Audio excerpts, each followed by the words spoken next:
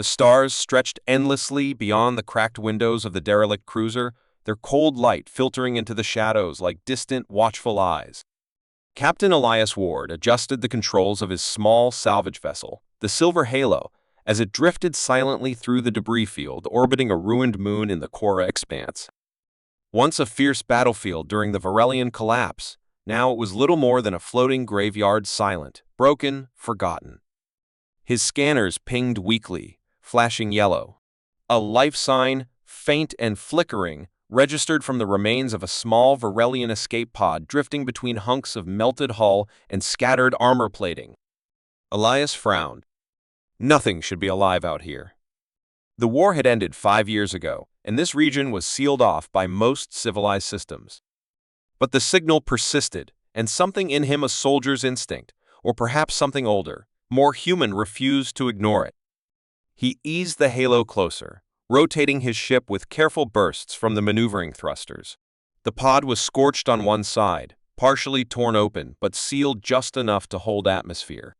The moment his boarding latch hissed into place and the pod door creaked open, a strange scent hit him, a mix of burnt metal and something sweet, like flowers dying under a heat lamp. Inside, crouched beneath a broken console and half covered in thermal blankets, was a child. Her skin shimmered faintly blue under the emergency lights, and her eyes, large and liquid silver, locked onto him with a terror he had not seen in years. She didn't speak. She didn't cry out. She just clutched a glowing pendant close to her chest, as if it was the last thing in the galaxy that made sense. Elias froze, then slowly removed his helmet. A human face. Not Varelian. Not a threat. He knelt, hands out, voice low and calm as he spoke in galactic common. "It's okay. You're safe now." She tilted her head, confused, then responded in a soft, broken version of the same language. "No safe. No safe." Her voice cracked. They come." Elias scanned the pod interior quickly. No other bodies, no signs of recent activity, just this girl and a cracked screen showing the name of the cruiser she escaped from. A royal ship. One of the last that vanished during the fall. He didn't say anything about that yet. Instead, he gently lifted her into his arms. She was light, fragile, and trembling. "We're getting out of here," he said more to himself than to her, and carried her aboard the Silver Halo. Back on his ship, he set her down on the medcot and activated basic scans. Physiology mostly matched Varelian norms: twin hearts, low-gravity bone density, bioluminescent skin, but there were irregularities. Her neural patterns were far too developed for someone who appeared so young. She kept staring at him, her hand always on the pendant. It was shaped like a star split into 3 parts, glowing, faint blue. He asked her name. She whispered, "Kiri." He nodded. "Kiri," he repeated softly. "Nice to meet you. I'm Elias." She blinked, not quite understanding, but didn't resist when he offered her water and wrapped her in a proper blanket. For a while, they sat in silence, the hum of the engines the only sound between them. Elias began a slow exit from the debris field, intent on reaching the nearest outpost for medical help or answers. But as the ship powered up, something strange happened. The lights dimmed briefly, then surged back. A hidden program in the ship's systems tried to run a script in an alien language Elias hadn't seen since his combat years. Varelian command code. He slammed the override, confused and alert. His ship had never interfaced with Varelian tech before. Had Kiri done something? She just sat quietly, watching the stars pass by outside the viewport, her pendant glowing brighter now. Just as he opened his mouth to ask her, an alert blared across the screen, another ship nearby, scanning them. Unidentified. No beacon. No response. Elias narrowed his eyes. Pirates wouldn't scan first, and bounty hunters usually announced themselves with warnings. Whoever it was, they weren't trying to be seen, but they wanted to see him. He throttled power to the engines and veered into a dense asteroid field, hoping to lose them. Kiri didn't move, but her fingers clenched tighter around the pendant, and her voice, barely audible, whispered, "They find me, always find me." A cold chill crept down Elias's spine. He didn't know who she truly was yet, but she wasn't just some random war orphan. She was something else, something important. And suddenly, he realized this wasn't a salvage mission anymore. This was the beginning of something far larger. Captain Elias Ward didn't sleep that night, not that he could even if he tried. The girl, Kiri, had curled up quietly in the medical bay, the glow from her pendant pulsing softly like a heartbeat. The ship that had scanned them was still out there. Elias had taken the silver halo deep into the asteroid belt, hiding in the magnetic shadows of a dense iron cluster, masking their energy signature. For now, they were invisible. But it wouldn't last. He sat in the cockpit, running low-band scans and checking the systems Kiri had somehow triggered when she came aboard. Hidden in his nav core was Varelian code. He had never seen fragments of encrypted maps, command overrides, and even a few sealed files marked with royal glyphs. It made no sense. She was just a child or so, he kept telling himself. Yet, the way she moved, the way she spoke, even the way she seemed to understand the ship without knowing its systems. It didn't feel like coincidence. The pendant she wore wasn't just a necklace. It was some kind of key. When morning reached their sector, Elias made them move. He couldn't risk staying still too long. As he piloted through tight asteroid tunnels and gravitational pockets, Kiri sat beside him in silence. He offered her food, water, and even showed her the stars on the map.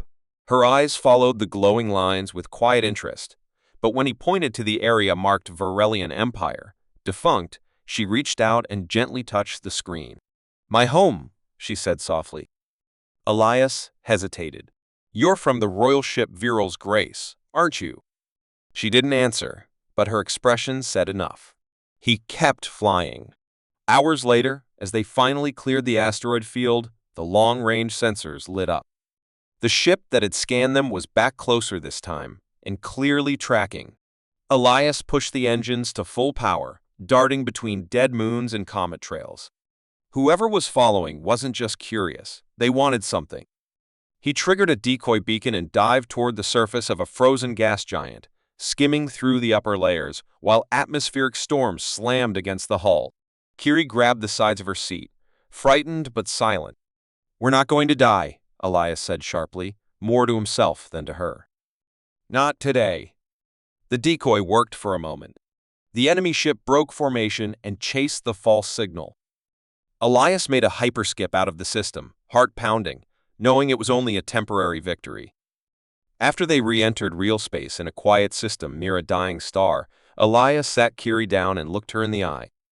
"You need to tell me the truth. Who are you?" She looked away, afraid. Then, slowly, she unclasped the pendant from her neck and placed it on the console. It lit up brighter than before and projected a three-dimensional crest above it, an ancient sigil of the Varelian royal family. "I am Corellian VS," she said in a soft voice. "First heiress, daughter of the last queen." Elias stared, stunned. His instincts had been right. She wasn't an orphan. She was the last living royal of a fallen empire. The pendant was not just a key, it was a symbol of succession. "There's a bounty on your head, isn't there?" he asked. "Yes," she replied. "They do not want me alive." Elias rubbed his forehead, sighing deeply. This wasn't just a rescue anymore. It was a war waiting to restart. Protecting her meant making enemies across half the galaxy. But then he looked at her so small, yet carrying the weight of a shattered civilization, and something in him locked into place. He'd fought wars, lost comrades, seen horrors, and burned cities. But this was something worth protecting, worth fighting for. Just as he made that choice in his heart, the ship's alarm screamed again. Another contact, this time closer than before. They had been found again. The chase wasn't over. It had only just begun. The klaxon still echoed through the silver halo as Captain Elias Ward steered the ship into a violent spin, dodging a burst of plasma fire that streaked past their hull. The pursuing vessel was faster, sharper, and flown by someone who knew exactly what they were doing. Whoever they weren't bounty hunters working on commission. They were trained, silent, and coming with a purpose. Elias gritted his teeth and dropped into the gravity well of a nearby moon, letting the planets pull slingshot them around to gain distance. Kiri held onto the armrests, wide-eyed but calm, watching him with a strange trust in her glowing silver eyes. It was clear now that their enemies had tech designed to track her pendant or perhaps her genetic signature. Running wouldn't be enough forever. He needed answers. Real ones. As soon as they lost the trail for a moment and dropped into a dead zone where no scanners could penetrate, Elias took them to a hidden outpost built into the remains of a mining station carved into an asteroid, a place from his old Black Ops days that didn't appear on any official records. Inside, it was dark and cold, but the system still responded to his old codes. As the place powered up, he connected to its encrypted archives. While Kiri rested in a corner, her pendant still faintly glowing, Elias searched for anything related to the Varelian Empire's final days. What he found made his blood run cold. The Varelian royal family hadn't simply lost a war, they had been betrayed from within. A council of outer-world nobles, hungry for power, had worked with synthetic insurgents to launch a coup. They unleashed a biological plague that specifically targeted royal DNA, disguising it as a natural collapse. Most of the galaxy had believed it. The chaos that followed had allowed the nobles to split the empire, pretending it had disbanded naturally. But not all the royals died, one escaped. Purelian vs. And the pendant she carried wasn't just a symbol. It was the last functional override key for the Varelian network military, political, and even hidden AI reserves scattered across abandoned systems. With it, she could reboot the empire or destroy what was left of it. Just then, Elias's screen flashed red. Someone had sliced into the outpost signal, someone from inside the Terran military. He recognized the frequency. A coded message arrived, coming in. Do not move. Alone. A few hours later, a dropship landed in the outer hangar. From it stepped Commander Lyra Chen, an old ally from his war days, still carrying herself like the sharpest edge of the Terran fleet. She looked around the outpost with a hard stare and then at Kiri, who stood behind Elias, watching her silently. "You're in over your head, Ward," Lyra said flatly. "You know what she is?" Elias nodded. "She's a child," he said. "A royal, yes, but also a child. And she's the last hope of a people who were erased." Lyra frowned, conflicted. "Do you know how many governments want her gone?" she said. "How much chaos will return if she lives?"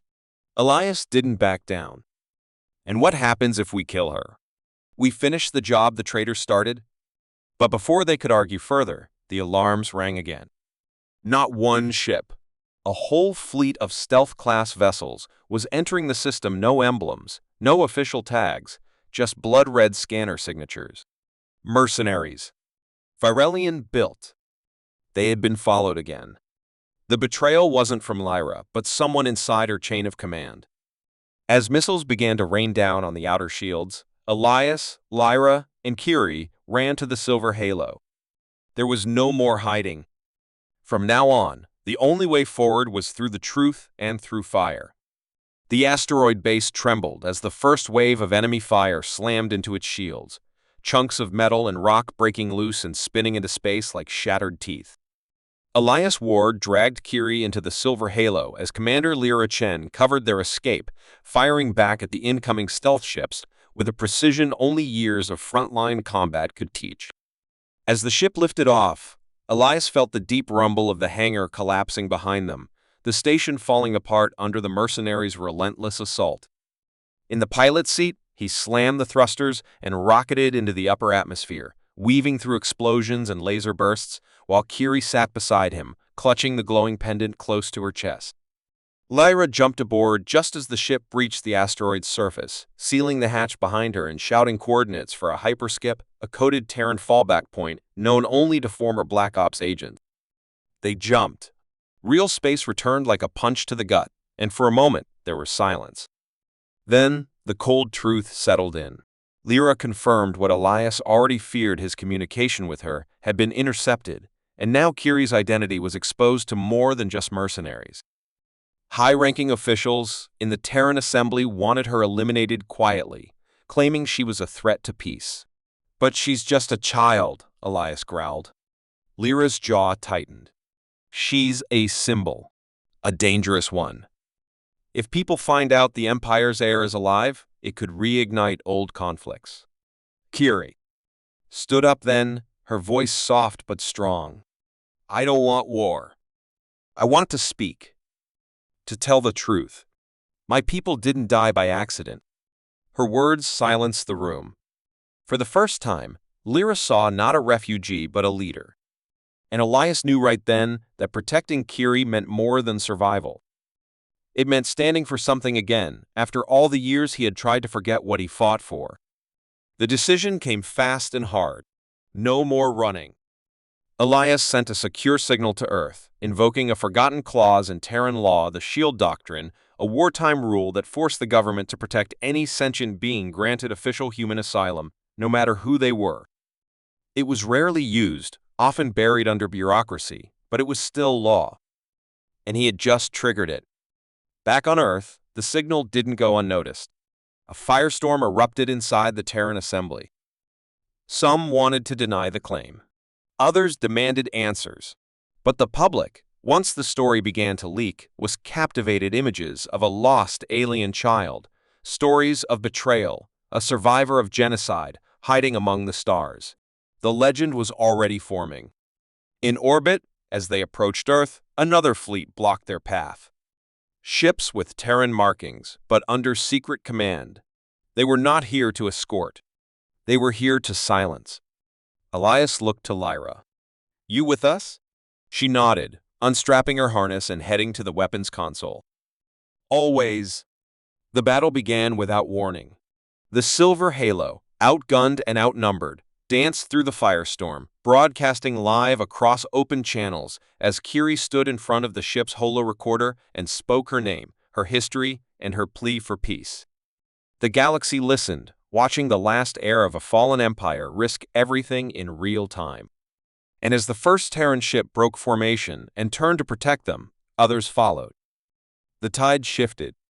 The battle raged on, but Elias knew something had already changed.